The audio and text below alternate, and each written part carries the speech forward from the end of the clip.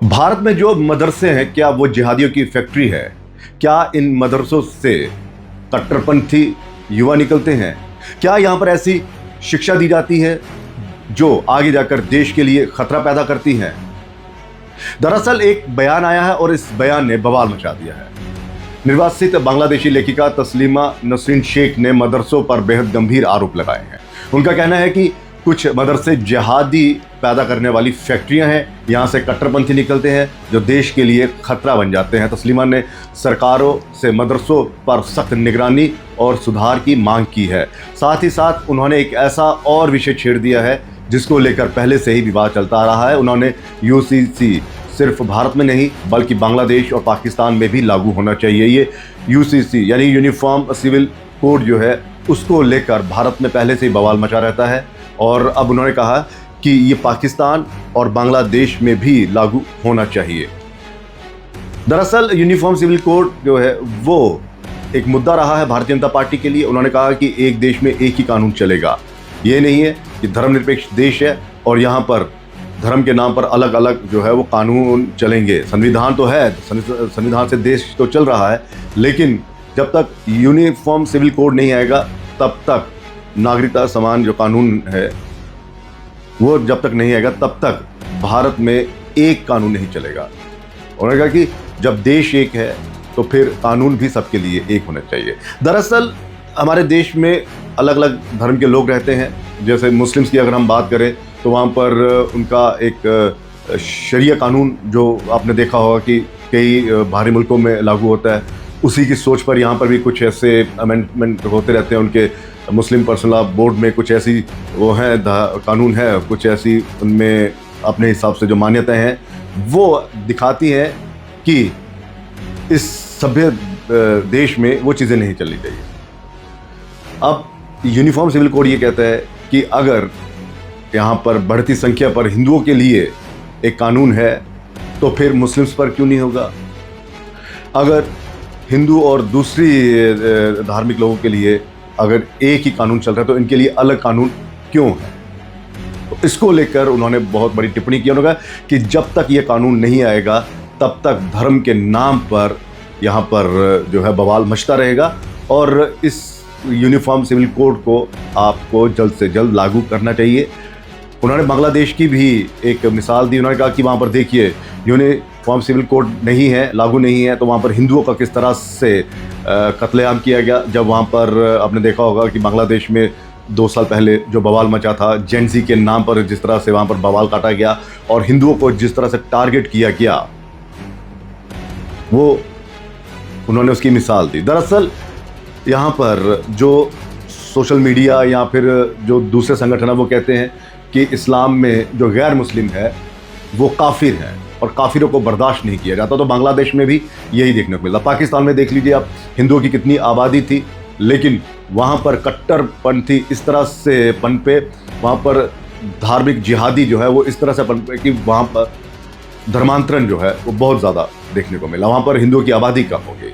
तो यही uniform civil code जो है उसे लाने की यहाँ पर कोशिश की जा रही है कि वो लागू हो ताकि सब नागरिकों को एक नज़र से एक कानून के तहत जो है लाया जाए। अब इसको लेकर बवाल मचा रहता है। जो विपक्ष है वो कहता है कि भारत धर्मनिरपेक्ष देश है और यहाँ पर हर धर्म के रहने वाले लोगों को अपने अपने हिसाब से आज़ादी है उसको अपनी लाइफ में लाने की। लेकिन आप अपनी ज़िंदगी में तो उसे लाइए, लेकिन जब समाज, सोसाइटी या देश के लिए करना होता तो वो कानून यहाँ पर लागू नहीं होते हैं। तो उसी पर मंथन जो है वो चलता रहता है। हालांकि यूसीसी जो है वो पिछले साल बाकायदा उत्तराखंड सरकार ने लागू कर दी थी। लेकिन सिर्फ यूसीसी यहाँ पे मसला ही नहीं है। यहाँ पर सीएए और एनआरसी का नाम आते ही सड़क से संसद तक सियासी भूचाल आ जाता है और अब यूसीसी पर भी राजनीतिक तलवारें जो हैं वो खिंच सकती हैं। चलिए आपको बताते हैं कौन है तस्लीमा नसरीन। बांग्लादेशी लेखिका हैं ये और महिलाओं के अधिकारों और धार्मिक कट्टरवाद के खिलाफ लिखती रहती हैं। कट्टरपंथियों के विरोध, धमकियों और विवादों के बाद 1994 से ये निर्वासित जीवन जी रही हैं। हालांकि ये कट्टरवाद के खिलाफ जो है इनकी लड़ाई सबने देखी है। किताबें ये लिखती रहती हैं महिलाओं के हक के लिए। इस जो इस्लाम में गलत रीति रिवाज या रूढ़िवादी सोच है उसके खिलाफ वो लिखती रहती हैं। और इन्होंने एक नावल लिखा था, बेसिकली एक किताब लिखी थी लज्जा, उसी को लेकर सारा बवाल मचा था। यहाँ पर कट्टरपंथियों ने इनका जीना हराम करते धमकी वगैरह दी थी, और फिर ये भारत आ गई थी। और भारत में भी 2007 के करीब इन्होंने वहाँ पर हैदराबाद में बाकायदा एक प्रेस कॉन्फ्रेंस की थी, और वहाँ पर जो भारत के जिहादी कट्टरवाद धर्म के नाम पर जो बवाल मचाने वाले थे ये जिहादी, उन्होंने इस पर हमला कर दिया था इन पर। आपने वो वीडियो भी देखे होंगे। लेकिन सवाल इसका नहीं है, सवाल ये है कि अगर एक साहित्यकार ये कह रही है कि ये मदरसे जो है जिहादियों की फैक्ट्री है, भारत में तो पहले से ये सवाल उठते आ रहे हैं कि मदरसों में ऐसी ऐसी तालीम दी जा रही है कि जो देश के खिलाफ है, देश को तोड़ने वाली है ये। और यहाँ पर कट्टरपंथ इतना ज़्यादा बढ़ गया है कि मरने मारने पर आ जाते हैं। ये आपने देखा होगा कि कैसे नुपुर शर्मा की एक टिप्पणी जो थी उसको लेकर एक दर्जी को मार दिया। और भी आपने देखा होगा कि किस तरह से ये लोग उस मदरसे से पढ़कर आते हैं, यहाँ पर कट्टरवाद जो है वो इनके जहन में आ जाता है। कई आपने देखा होगा कि बच्चों से पूछो, छोटे छोटे बच्चे कहाँ पढ़ते हैं, मदरसे में पढ़ते हैं। क्या पढ़ते हैं? बस जी यही करना है, वो करना। बोलेंगे तो बवाल मच जाएगा, खैर वो हम बोलेंगे नहीं, क्योंकि हमारे एक पत्रकार ने बोला था तो हम वहाँ मस्जिदों से वहाँ पे नारे लगने शुरू हो गए थे। हाँ जी, वो अलग बात है। लेकिन कुल मिलाकर यह है कि ये बवाल जो है वो किस तरह से थामा जाए, इस कट्टरवाद को किस तरह से रोका जाए। तो तस्लीमा शेख जी ने यही बताया है कि भारत को सबसे पहले मदरसों पर निगरानी रखनी है, उसे अपने कंट्रोल में लेना चाहिए सरकार को, और वहाँ पर उन स्कूलों के हवाले कर देना चाहिए जहाँ पर सेकुलर लोग हैं, यहाँ पर देश को जोड़ने वाली किताबें होती हैं, जो भी हमारे एनसीईआरटी या सिलेबस में होती है वो चीज़ें होती हैं, ताकि इनको इस कट्टरपंथियों से दूर रखा जाए। ये जो इस्लामिक जिहादी इनमें आ जाता है उससे दूर रखा जाए।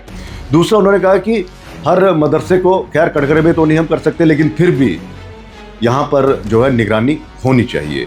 सरकार को चाहिए कि वो इन पर एक नियम कायदे कानून जो है वो बनाए। हालांकि योगी सरकार ने बाकायदा कई मदरसे बंद कर दिए हैं, कईयों की फंडिंग बंद कर दी है, और वहाँ पर निगरानी चल रही है। लेकिन फिर भी आप देखिए कि किस तरह से जिहादी जो है वो आते हैं। और इन जिहादियों का सबसे पहले क्या था, आपने देखा होगा कि जैसे ही NRC यानी कि नेशनल रजिस्टर्ड सिटीजन जो एक्ट लाया गया, उस पर बवाल मच गया। कहने लगे जी ये नागरिकता छीनने वाला कानून है, मुस्लिम्स को यहाँ पर बाहर लाने वाला कानून है। लेकिन जब ये आया तो क्या था कि आपने अपने दस्तावेज जो है वो यहाँ पर जमा करवा रहे हैं। क्यों? क्योंकि भारत में जो घुसपैठिए हैं उनकी तादाद बहुत ज़्यादा। असम में आप देखिए, असम यहाँ पर आप कोलकाता में देख लीजिए, पश्चिम बंगाल में देख लीजिए कि कितने घुसपैठिए जो हैं वो भारत में आए हुए हैं, और उनकी पहचान जो है वो करना बेहद ज़रूरी है, क्योंकि ये लोग जो है देश के लिए ख़तरा है। ये बाहरी देश के लोग हैं, ये ख़तरा है देश के लिए, और इस्लामिक कट्टरवाद इन्हीं लोगों से पनपता है, और ये धार्मिक शिक्षा बड़ी हासिल करते हैं मदरसों में। तो वो लाया गया कि क्यों बाहर के लोग यहाँ पे, तो यहाँ पे बवाल मच गया जी, मुस्लिम्स को बाहर निकाला जा रहा है। हालांकि बाद में सरकार ने बताया कि इंडियन मुस्लिम किसी को भी बाहर नहीं निकाला है। दूसरा इन्होंने लाया था CAA, सिटीजनशिप अमेंडमेंट एक्ट। ये वो था कि जो दूसरे देशों में जैसे पाकिस्तान, बांग्लादेश या और देश, वहाँ पर जो क्या कहते हैं माइनॉरिटी में है, उनको यहाँ पर लाया जाएगा। अगर वो आते हैं, शरणार्थी बनकर आते हैं, तो उनको हम नागरिकता देंगे। वहाँ पर भी बवाल मच गया जी, आप सिर्फ हिंदुओं को, सिखों को, जो पारसी हो गए, यहाँ पे जैनी, बौद्ध जो बाहर, अगर वो वहाँ पर अल्पसंख्यक में है और उनको खतरा लगता है, अगर वो यहाँ पर आते हैं तो उनको नागरिकता दी जाएगी। तो आपने देखा होगा शाहीन बाग बन गया था यहाँ पर। तो ये कट्टर सोच जो है वो कहाँ से आ रही है? वो इन्हीं मदरसों से आ रही है, और इन्हीं मदरसों पर तस्लीमा शेख ने बाकायदा एक अपना बयान दिया है, और ये बयान अब जो है सुर्खियाँ भी बटोरेगा और उस पर बवाल भी होगा। UGC को लेकर उन्होंने साफ कहा है कि अगर देश में एक कानून नहीं होगा तो उस देश में ये कट्टरपंथी जो है वो अपना राज करेंगे। आपने देखा होगा कि यहाँ पर किस तरह से बवाल मच जाता है एक बयान देने पर। जी हम नहीं मानेंगे, देश पहले या धर्म पहले, जी हमारा इस्लाम पहले। आपने देखा होगा कई उस पर आ जाता है, सोशल मीडिया पर कई नेता भी बयान दे देते हैं, जैसे जन मन गण नहीं गाएंगे हम, राष्ट्रगान राष्ट्रगीत हम नहीं गाएंगे, उस पर बवाल मच जाता है। तो यूनिफॉर्म सिविल कोड वही है कि एक कानून, एक देश में एक ही कानून चलेगा। ठीक है, आपकी धार्मिक अलग अलग धार्मिक मान्यताएं हैं, आप मानिए, लेकिन देश पर वो थोपी नहीं जाएंगी कि हाँ ये संविधान में ये है, हम नहीं करेंगे, हम संविधान को नहीं मानेंगे, हम अपना शरिया ला या दूसरा जो है वो हम मानेंगे। तो तस्लीमा शेख के इस बयान ने एक बार फिर जिन उस पिटारे से जो जिन है वो बाहर आ गया है बोतल से, कि इस पर बवाल होना ही होना। अब कुछ लोग कहेंगे कि ये कौन होती है महिला हमें ज्ञान देने वाली, ये कौन होती है हमारे देश में बोलने वाली। भाई साहब, इसी महिला को भारत ने शरण दी है, और वो जब भारत में आई थी तब किसी दूसरे देश ने उसको अपनाया नहीं था।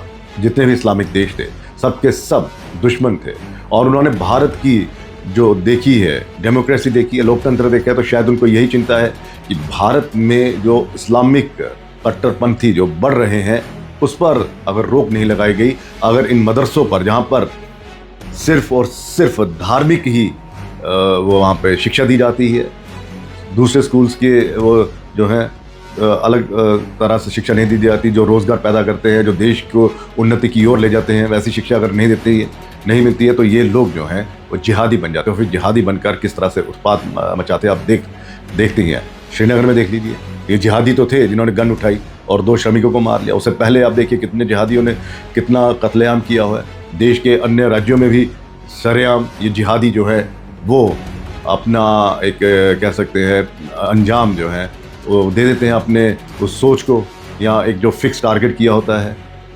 तो इन जिहादियों को रोकने के लिए, इस फैक्ट्री पर पूरी तरह से प्रतिबंध लगाने के लिए तस्लीमा शेख का ये बयान है। और अब ये बयान कितना बवाल मचाता है राजनीति में और विपक्ष किस तरह से इसे लेता है, ये आने वाला वक्त बताएगा। फिलहाल इजाज़त दीजिए, नमस्कार।